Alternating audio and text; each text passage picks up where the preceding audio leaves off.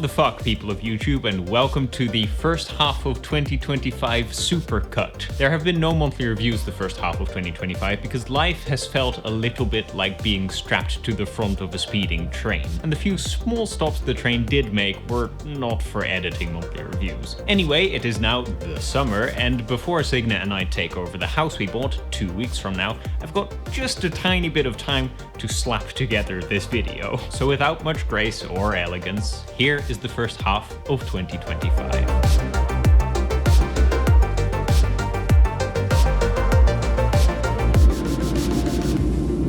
Hello people of YouTube, and welcome to, kind of unexpectedly, an airport hotel in Atlanta, Georgia. George and I are here for the week to drive up to Nashville, Louisville, and then back down to Atlanta to do a bunch of filming of various music industry related things. So as we speak, I've had a night here in this hotel. George is on a plane somewhere over the Atlantic, but that means I've got a couple of hours to kill before George gets here. And I think I'm gonna go either to the zoo or to the aquarium. Both options are a possibility.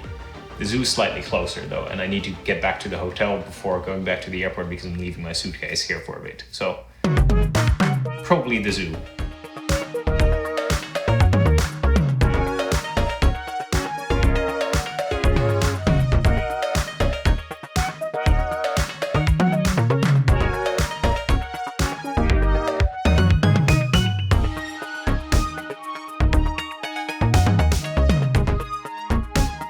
Atlanta Zoo is pretty good. If you're ever near it, do recommend going. But George and I were not in the US, so I could gawk at creatures all week. We were actually there to film the first couple of bits and bobs for a new series we've been making called The Story of the Sound. I'll link it up there and down there, and honestly wherever I can, please do watch it because we're really proud of it. It is just as it says on the tin, all sorts of stories about sound and music presented in a voxy, Cleo Abramy way on its own YouTube channel. In Atlanta, we went to film at a competition for newly invented musical instruments.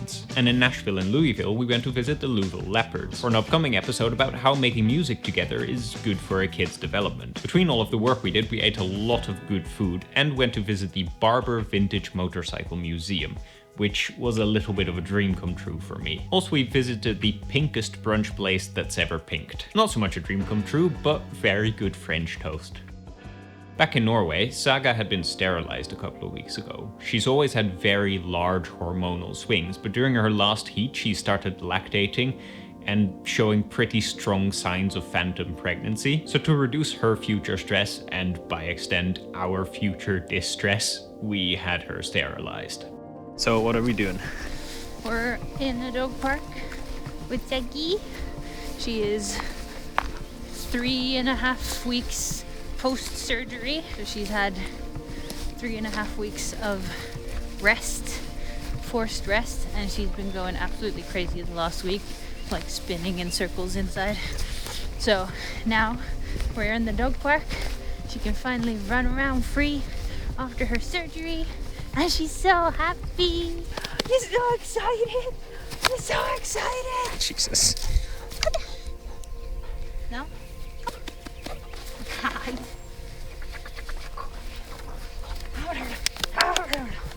And we have a bit of energy post-surgery. Do you want to talk about what else we did today? We went to a viewing of a house. We've been doing that a bit recently. This one was very exciting. We don't know if we're gonna get it yet, but we're gonna try and put in an offer tomorrow. Got a nice big garden for Saggy. It's got a nice house for us. It's got a nice garage for Tom. Very important. Yeah. My 6 motorcycles and I will be very happy. How do you feel about us potentially buying a house? What? It's got a nice big garden for you. It's not as big as this park. Yeah, I know. Boring. Yeah, let's first wait until we have actually bought the house. But it was very nice. This might never make it in if we don't get this house. Yeah.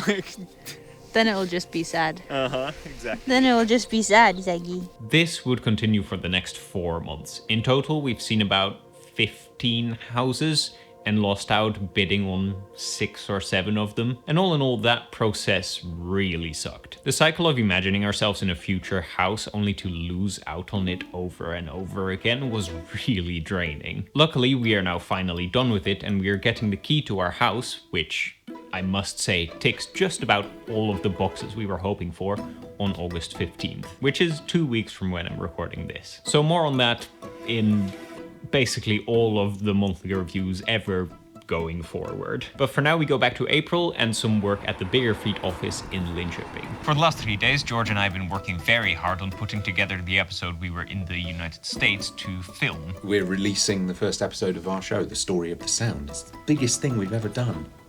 And possibly the best. I feel like it might be. I would agree. How many hours do you think we worked on it last week?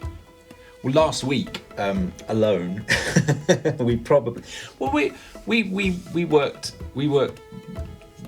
It wasn't unreasonable. It was 50, 60 total probably between us, because we were doing other stuff as well, weren't we? There were bits of other stuff, mainly episode 2, but we've been working hard on this for 6-8 weeks now, and the next episode must only take 2 or 3 weeks from now. So yeah, if for no other reason, then tidier. It's coming out in 4 weeks. Yeah, exactly. But we've already started working on that, and it's going to be tighter and less ambitious in some ways than the first. So it's going to be fine. Everything's going to be fine. I'm not going to fall apart or anything. It's just going to be great. Anyway, today is Saturday. The last 2 days I've been waking up at 6 in the morning for no apparent reason. I've had no alarm set for 6. But that means I've got a very slow and slightly longer morning than I expected to have before I meet up with George and Hannah and the kids. So I'm gonna wander over into town, have some breakfast at Simon's, and maybe pick up a birthday present for George.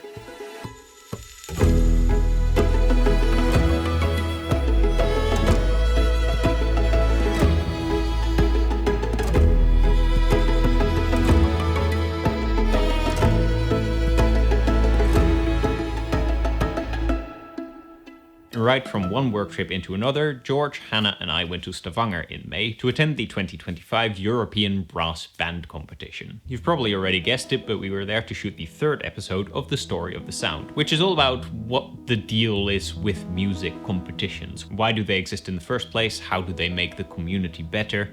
And how do you even judge something that could be perceived as well and truly subjective? The brass bands we saw were truly spectacular, and the little bit of city tripping we got to do in Stavanger was very lovely. Stavanger in spring is actually well worth it. The first and only other time I'd been in Stavanger was in the summer of 2021, and as we all remember, that was a weird time for the entire world. So I wasn't quite as interested in the city then as I was in the Signe that I was there to see at the time, knowing that we weren't going to see each other again for an unknown amount of months after. The second visit to Stavanger from a city trip point of view, substantially better. Anyway, after Stavanger, the metaphorical train came to a brief halt, which I celebrated by taking some alone time off in the woods.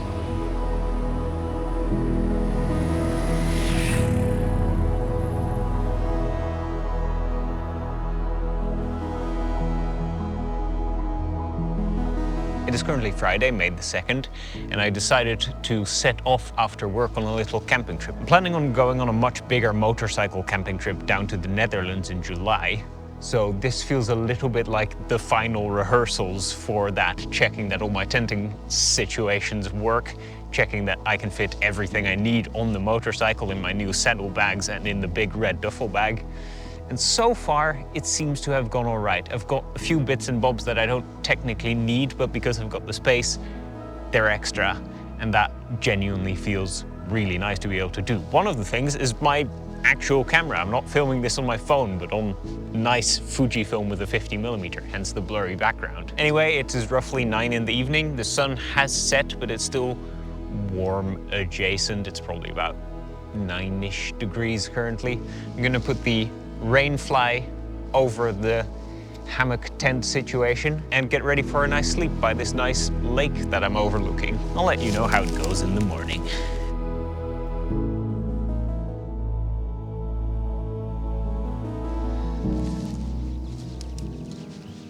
Good morning. That night, all things considered, went pretty well. I slept decently and I feel ready and charged up for a day of motorcycle riding.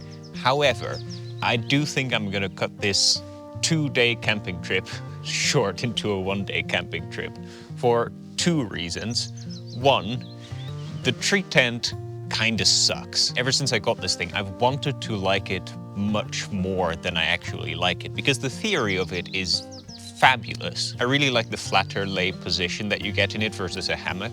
It's quite nice that it doesn't sway as much as a hammock. And unlike with a normal tent, you're not reliant on finding a place that has flat ground, because flat, even ground is kind of hard to come by in the sort of foresty, mountainous areas of Norway. It just is not great in practice. It always takes me quite a lot longer to set up than I expect it will, and that is having already replaced quite a lot of the frankly ludicrous choices for setup hardware that Tensile made for it. The Rainfly, I've said before, is not great. It doesn't cover that much surface and it hangs quite low to the tent by necessity, so you can't really sit up in the tent even with the zippers open. But the main tent-related reason I'm not going to go camping another night is that the tent pole broke, which is only after I've used this tent, I think 4 times. That still is kind of an excuse though, because even with the broken tent pole, it sort of still functions, so I could use it another night. But it's also gonna get real fucking cold tonight. Last night it already went down to 5-6-ish degrees, which got me a little chilly all through the night, and that isn't a great way to get nice quality sleep. Tonight it's gonna go down to about 2 degrees in most of the region, so I'm deeply unexcited about the prospect of freezing in a tent I don't particularly like. So I'm gonna go slowly pack back up, load everything up on the motorcycle, have a nice long day of riding, but probably just end up back home this evening. And then I'm probably gonna start looking around for a tiny trekking tent like the one Frank has for his motorcycle trips.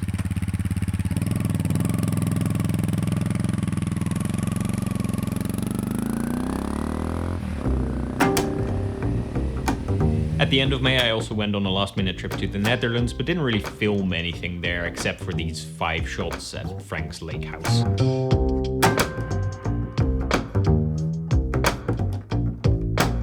Then what happened in June? It's honestly mostly a blur, but my calendar reminded me that Signe and I went on a little weekend trip to Oslo, during which we got monsooned on and I had to attend a Gabriel Iglesias show in essentially my PJs. It was a good show though, and aside from the substantial wetness, it was a really nice weekend away. Then July, and recency bias notwithstanding, there is a month to remember. First, Signe and I headed off to the cabin, where we were promptly joined by George, Hannah, and Hannah's kids. Signe and I mostly worked while we were there, while George and the others went off on day trips and little adventures on their own, but we did join them for one particularly stormy hike.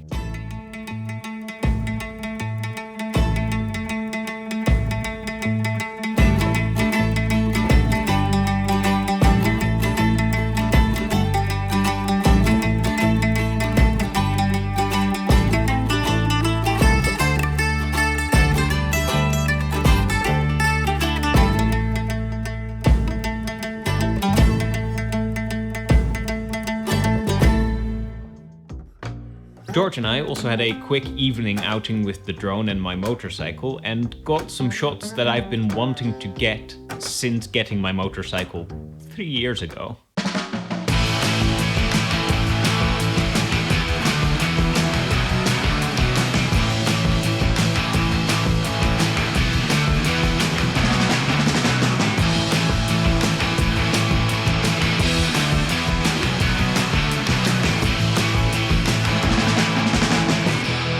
After George and the gang went home, Signe, Saga and I went on one last hike, and then parted ways for the summer.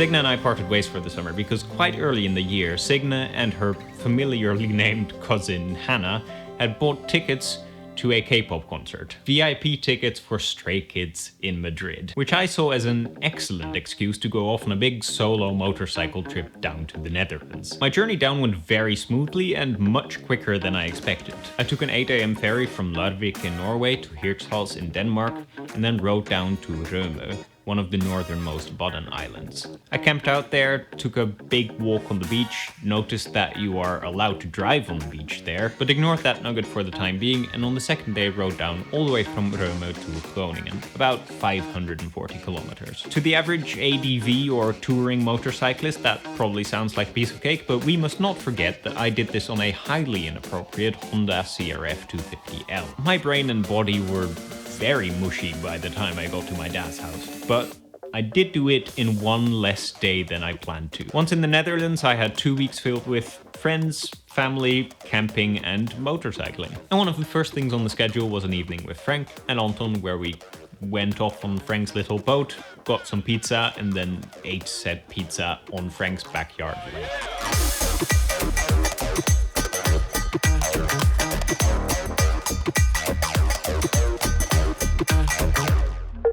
Soon after this, my mom and I went motorcycling together, which was her first time motorcycling in 30 years. Gaat goed met de motormuis? Ja, heel goed. Uitstekend. I am still crossing my fingers for her getting a little Royal Enfield in the near future. And speaking of Royal Enfields, albeit not little ones, when Frank, Bart and I started heading south for a little camping trip, we stopped by the Royal Enfield dealer, and I got to do a test ride on a Royal Enfield Bear 650. This is the scramblery sibling of the Interceptor 650 and has been my dream bike since it was announced last year. Here you're seeing Frank ride up and down the street being as impressed with the bike as I was. The only memento I have of it riding myself is this photo. Anyway, I want one very, very badly. The keen-eyed among you might have also spotted a very rare and cool car, because riding through this random neighborhood, Bart suddenly noticed a DeLorean just parked on the side of the road. I genuinely love the design of the DeLorean, and I've never seen one in real life, so that definitely made this test ride extra memorable. Anyway, the camping trip we were headed down for happened on a little farm campsite where we met up with Henk and Ellen, Renee and Donato, Erwin, and my dad. It was a very hot and humid weekend, and we did roughly fuck all. The only undertaking we really undertook was a visit to a corn maze, which was kind of cool. I'd never done that before. But aside from that, well and truly, nothing was done. Back at Frank's lake house the following week, we met up with Rebecca and her new girlfriend, and had a lovely evening of eating Frank's famous chicken kebabs and boating around on the lake for a bit.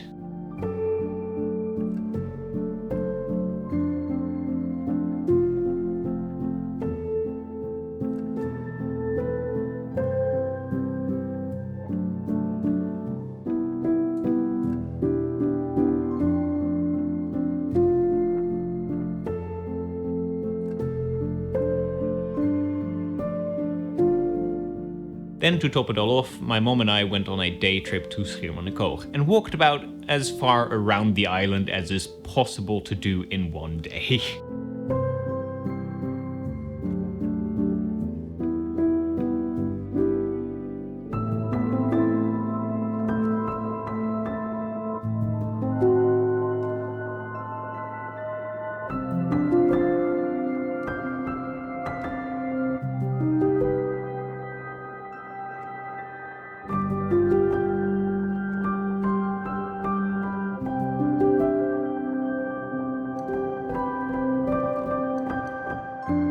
A perfect and not at all exhausting way to get me ready for a full day of motorcycling back into Germany the day after. Which brings us to just about the present.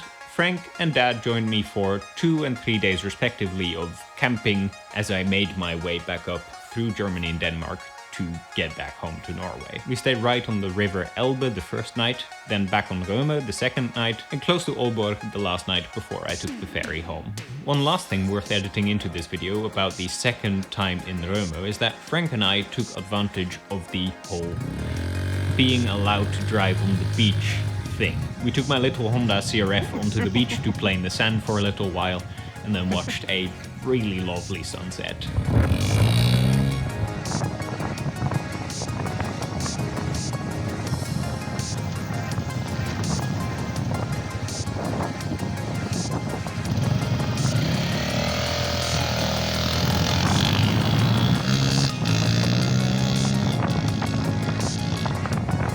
So, what's next? I've got about 10 days at home before I'm off again to Linköping to do some work with George. And right after that, Signe and I are receiving the key to our new house, getting ready for a couple of very hectic weeks of painting and carpentry and moving all of our boxes to the new place. There is truly no rest for the wicked. At least this time we're only moving about 30 minutes away instead of half a country. Thank you ever so much for watching this ludicrous supercut of the first half of 2025. Don't forget to push some of the positive buttons down below, and I'll see you in the next one. Ciao!